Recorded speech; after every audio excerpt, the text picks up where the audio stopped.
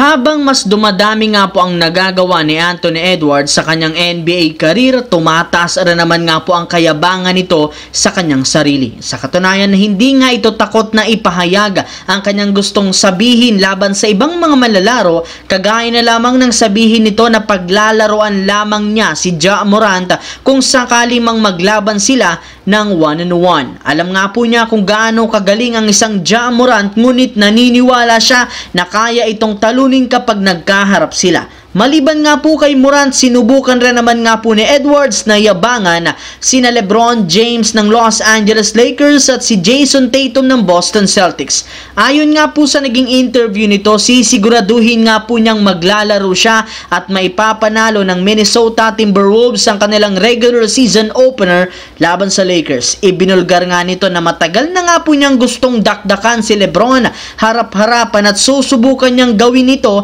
sa kanilang magiging laro. Sinabi rin naman ito na kumpara last season, ibang-iba na ang kanilang team ngayon. Wala rin naman sila ngayong kinakatakutan.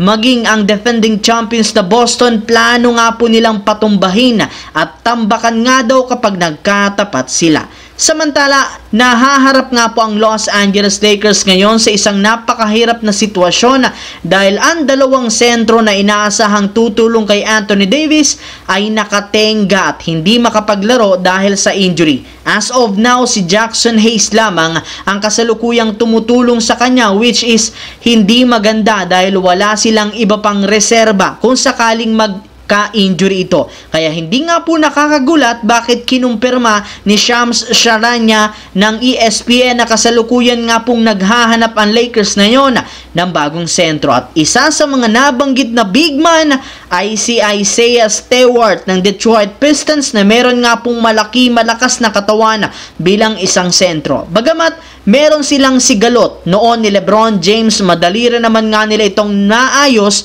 kung gugustuhin nila. Nag-average nga ito last season ng 10 points per game at 6.6 rebounds na mapapakinabangan ng Lakers kung sakali man. At ayon sa inilabas sa balita, maaari nga pong gamitin ng Lakers si Christian Wood bilang trade asset upang makuha nila ito sa lalong madaling panahon.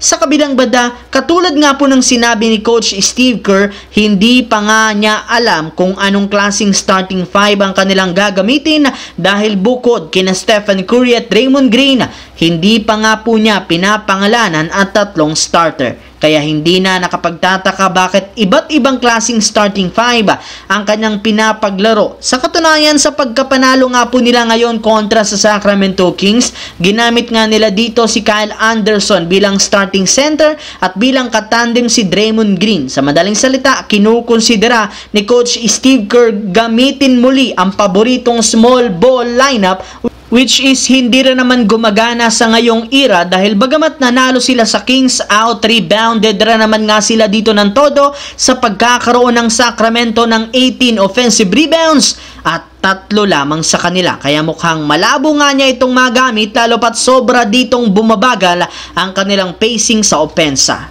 So yun lamang mga idol ang ating bagong video na ating pinag-usapan ngayon dito. Once again, this is your J-Zone TV. Huwag kalimutang mag-like, mag-subscribe, pindutin ang notification bell sa aking channel para lagi kayo maging updated sa mga videos na pinapalabas ko.